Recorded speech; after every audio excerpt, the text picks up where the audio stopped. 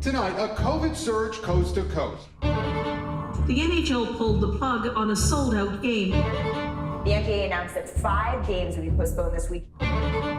This virus will not be eradicated, and we're going to have to learn to live with it. It feels like deja vu. As much as our world has changed, in the last 365 days, our world has stayed the same. The one thing that's constant is that things will not be constant. We are ringing in the new year lamenting who we can't gather with and what games we can't see. Big news out of the World Junior Hockey Championship. The remainder of the tournament has been canceled. But in a year where it is evident we're more divided physically, politically, culturally than ever, sports brought us together and reminded us we are more alike than we are different. Just look at the standout Canadian performances.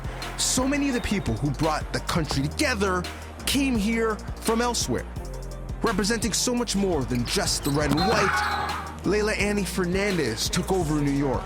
Leila Fernandez lighting up New York. On this day, it was especially hard for New York and everyone around the United States.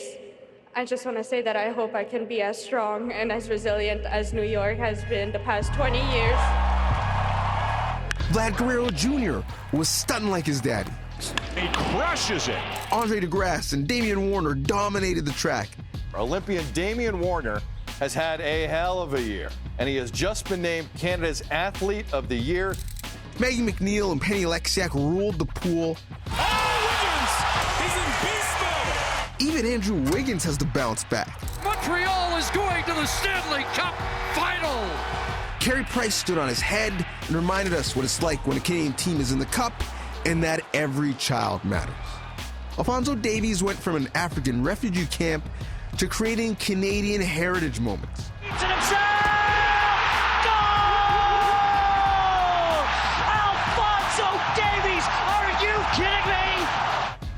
And a team as diverse as the globe made a World Cup qualifier a piece of Canadiana.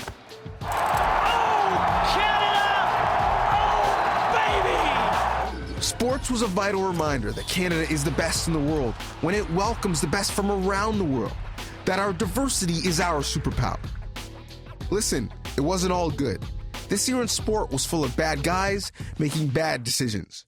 Urban Meyer's tumultuous NFL tenure has ended. John Gruden has resigned as head coach of the Raiders. Well, the Chicago Blackhawks are under fire. Which is even more reason to remember women led us to important conversations. Tennis star Naomi Osaka has written an article addressing athletes and mental health. And that when you bet on women, that bet produces gold, including the GOAT getting her due when the women's soccer team changed the color of the medal. She should be discussed in the same conversation as Gretzky, Lemieux, and company. This year, records were broken, championships were won, but in 2021, I truly believe hearts and minds were changed because of who won and how they won.